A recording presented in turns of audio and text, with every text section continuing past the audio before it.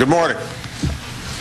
With the Budget Committee's hard at work this week, I wanted to meet with Chairman Conrad and Chairman Spratt to talk about the progress they're making on this budget resolution. Because these are no ordinary times, I don't just view this budget document as numbers on a page or a laundry list of programs. I see it as an economic blueprint for our future, a foundation on which to build a recovery that lasts.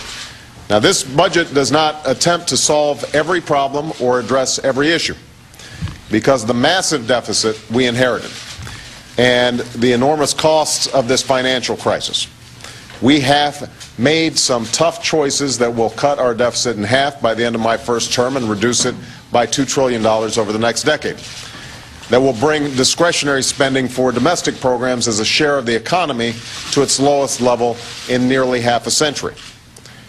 What we will not cut back, however, are those investments that are directly linked to our long-term prosperity.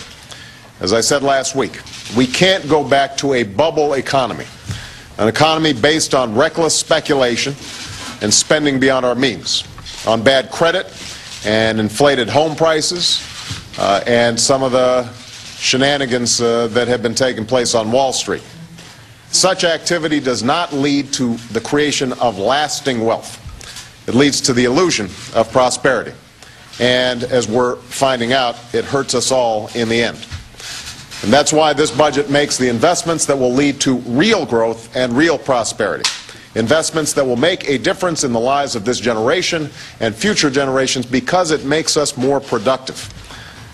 Because so many Americans are just one illness or medical emergency away from bankruptcy, we have made a historic commitment to health care reform in this budget. Reform that will finally lower costs for families, businesses, and state governments. Reform that's not a luxury but a necessity if we hope to bring down the costs of Medicare and Medicaid so that we can reduce our deficits in the long run. And this is a fight that Ken Conrad and John Spratt have been fighting for a long time. The two gentlemen standing with me today, they've been leaders in efforts to get these entitlement programs under control, and they understand that if we don't solve the problem of health care costs now, we are not going to be able to get a handle on entitlements down the road. Because we know that the countries who out-educate us today will out-compete us tomorrow. This budget also invests in a complete and competitive education for every American, in early childhood education programs that work, in high standards and accountability for our schools, in rewards for teachers who succeed, and an affordable college education for anyone who wants to go. That's the reason the three of us are standing here today. None of us were born with a silver spoon in our mouths, but we got a great education. And if we combine additional resources with a commitment to reform, then I think we can deliver that for every American child. Because we know that the new jobs and new industries of tomorrow will involve harnessing renewable resources, renewable sources of energy. This budget will finally spark the transformation we need to create those jobs and those businesses right here in America. It makes clean energy the profitable kind of energy, and it invests in technologies like wind power and solar power, advanced biofuels, clean coal, fuel-efficient cars and trucks. And because millions of Americans are already struggling under the weight of their monthly bills and mortgage payments, this budget does not raise the taxes of any family making less than $250,000 a year by a single dime. In fact, 95% of all working families will receive a tax cut as a result of our recovery plan.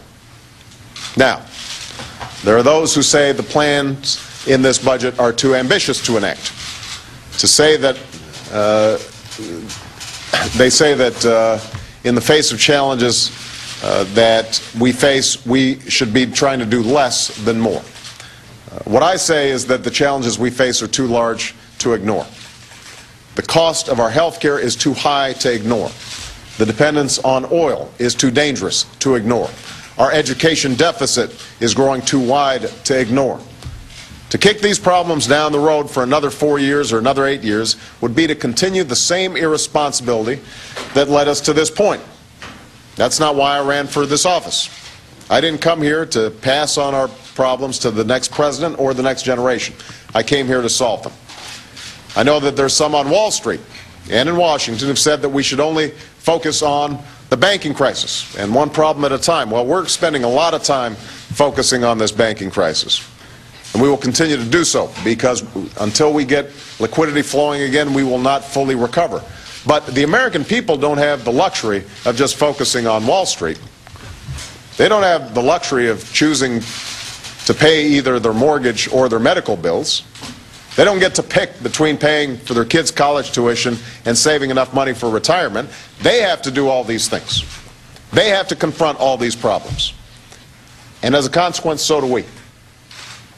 Now, there's been a lot of discussion about this budget already, and I hope we engage in a healthy debate going forward. The challenges we face are not partisan. We're going to get some numbers with respect to the budget that may make this even tougher in the coming couple of weeks. The answers don't have to be partisan, and I welcome and encourage proposals and improvements from both Democrats and Republicans in the coming days. But the one thing I will say is this: with the magnitude of the challenges we face right now, what we need in Washington are not more political tactics. We need more good ideas. We don't need more point scoring. We need more problem solving. So if there are members of Congress who object to specific policies and proposals in this budget, then I ask them to be ready and willing to propose constructive alternative solutions. If certain aspects of this budget people don't think work, provide us some ideas in terms of what you do. Just say no is the right advice to give your teenagers about drugs. It is not an acceptable response to whatever economic policy is proposed by the other party. The American people sent us here to get things done. And in this moment of enormous challenge, they are watching and waiting for us to lead. Let's show them that we're equal to this task before us. Let's pass a budget that puts this nation on the road to lasting prosperity. I know Ken Conrad is committed to doing that. John Spratt's committed to doing that. I'm committed to doing that. We're going to need everybody working together to get this thing done. All right? Thank you, everybody.